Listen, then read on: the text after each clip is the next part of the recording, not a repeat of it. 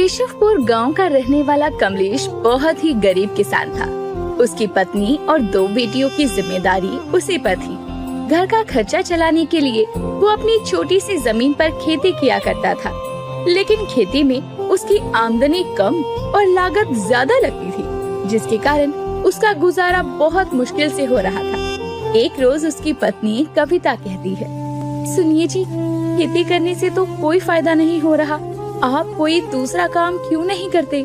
कविता, सब्र रखो, सब ठीक होगा। और वैसे भी मुझे खेती के अलावा और कोई काम कहाँ आता है।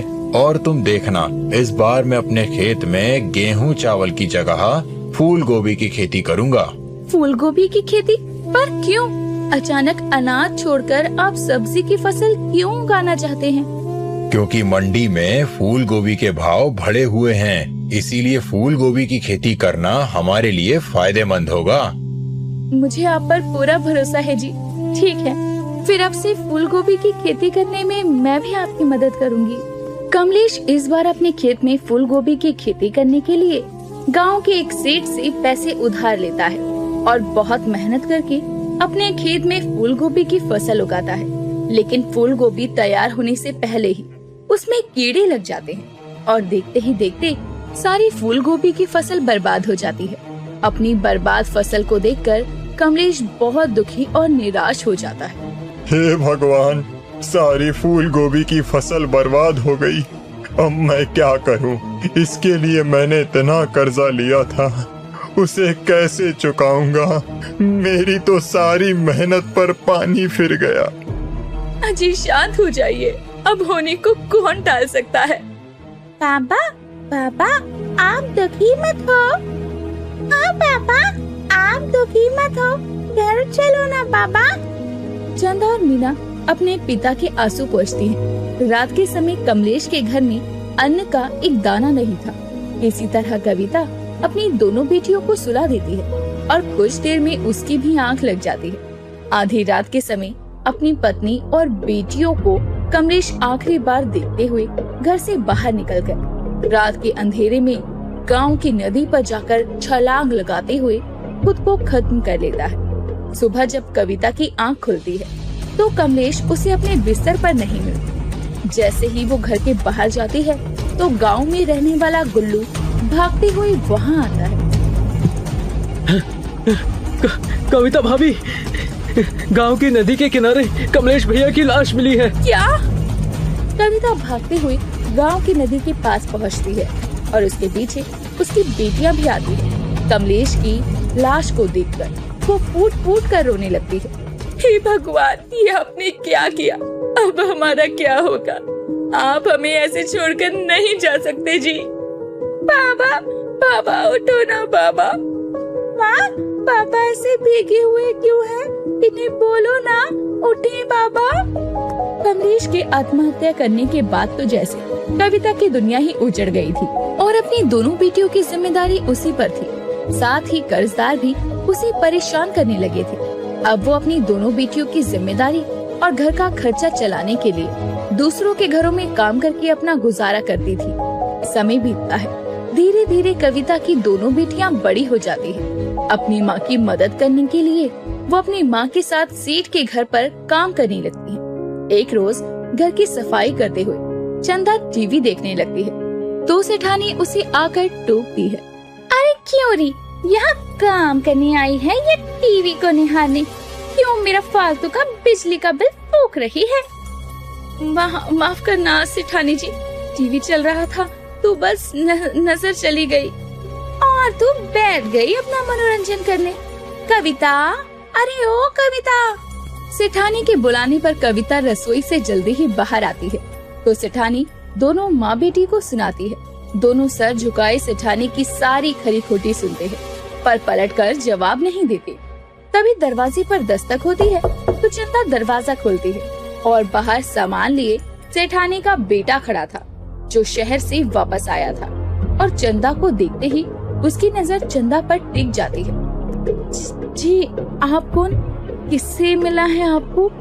अरे नास बेटी, ये तेरी छोटी सीट है, चल परे हट।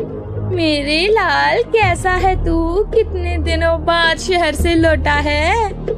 माँ मैं ठीक हूँ, बड़ी प्यास लगी है, पहले पानी पिला दो। हाय हाय निकम्मी, खड़ी क्यों है? जा ठंडा पानी ला। जी सेठानी जी, अभी लाई। चंदा रसोई की ओर जा रही थी, पर तब भी पंकज की नजर चंदा को ही घूरती है।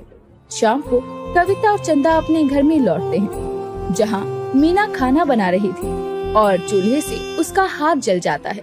हे भगवान, जला लिया ना तूने अपना हाथ, चल डॉक्टर के पास।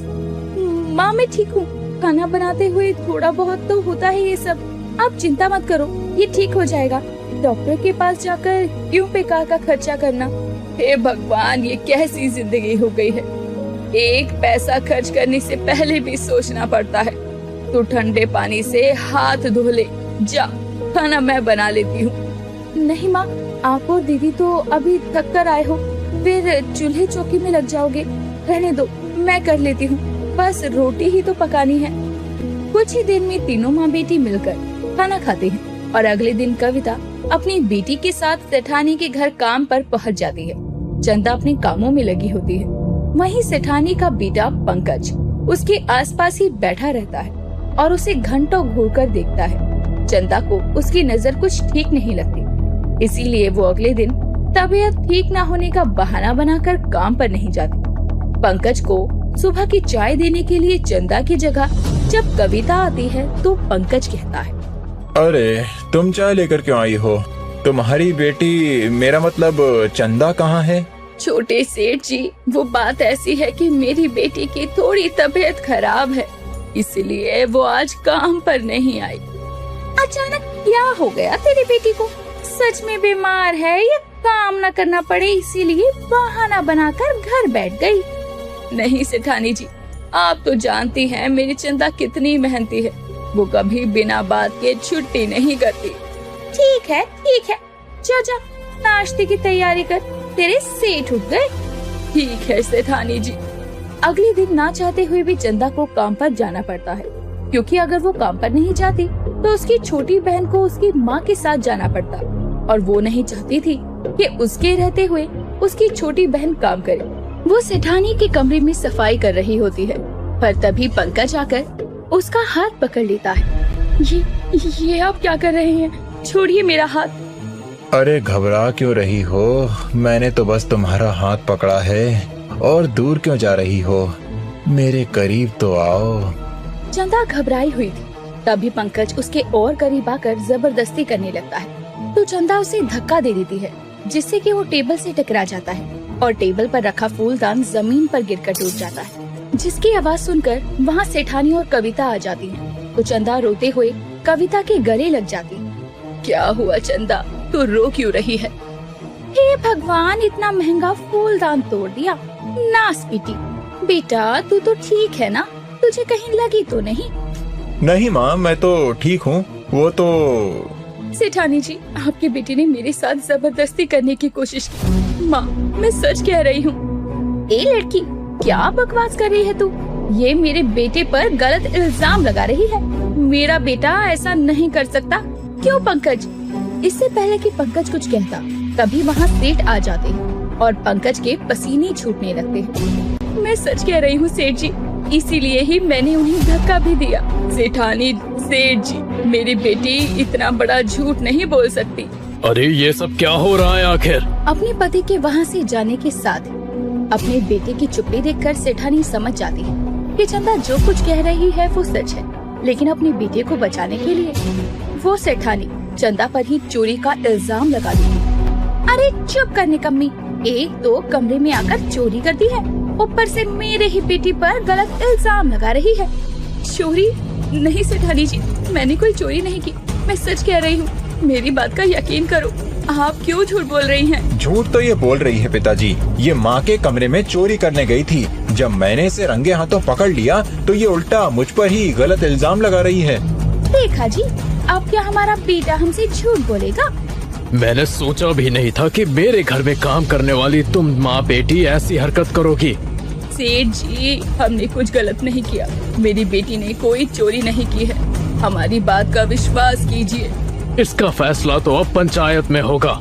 इस मामले को सेठ गांव की पंचायत में लेकर जाता है, जहां सभी सेठ के परिवार का समर्थन करते हैं और सजा के तौर पर कविता और उसकी 2 बेटियों को गांव से निकाल दिया जाता है। मजबूर कविता अपनी बेटियों के साथ दूसरे गांव में जाकर रहने लगती है, जहां वो घर चलाने के लिए अपनी बेटियों के साथ एक चाइनीज ढाबे पर काम करने लगती है। तीनों ही पूरी मेहनत से ढाबे पर काम किया करती। कविता ढाबे पर आए लोगों को खाना परोसती, तो वहीं उसकी दोनों बेटी खाना बनाती और बर्तन साफ करने का काम करती। रोज चाइनीज खाने को बनता हुआ देखकर मीना ढाबे पर मंचूरियन बनाना अच्छे से सीख जाती। सब ठीक चल रहा था, लेकिन ढाबे के मालिक की नजर कविता की दोनों बेटियों के प्रति कुछ ठीक नहीं थी। एक बार मेरी चंदा के साथ जो हुआ, उसे मैं अपनी दोनों बेटियों के साथ फिर से नहीं होने दे सकती। इस काम से ज्यादा मुझे मेरी बेटियों की फिक्र है।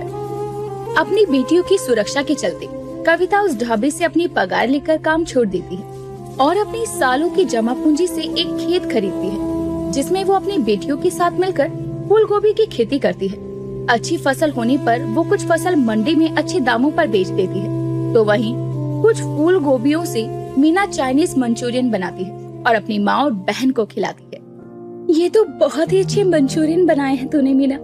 हाँ बेटी, ये बहुत स्वादिष्ट है। माँ, मैं सोच रही थी कि क्यों ना मैं मंचूरियन बनाकर बेचना शुरू कर दूं। ये तो अच्छा विचार है, मैं भी इसमें तेरी मदद करूंगी।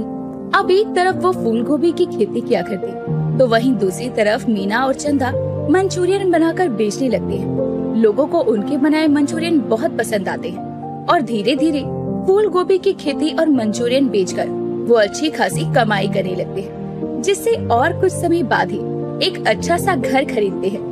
साथ ही मंचूरियन की दुकान भी बड़ी कर लेते हैं। इस तरह तीनों माँ बेटी अपनी मेहनत और कड़े संघर्ष से अपनी आर्थिक स्थिति को पटरी पर ले आते हैं और एक खुशहाल जीवन जीने लगते हैं।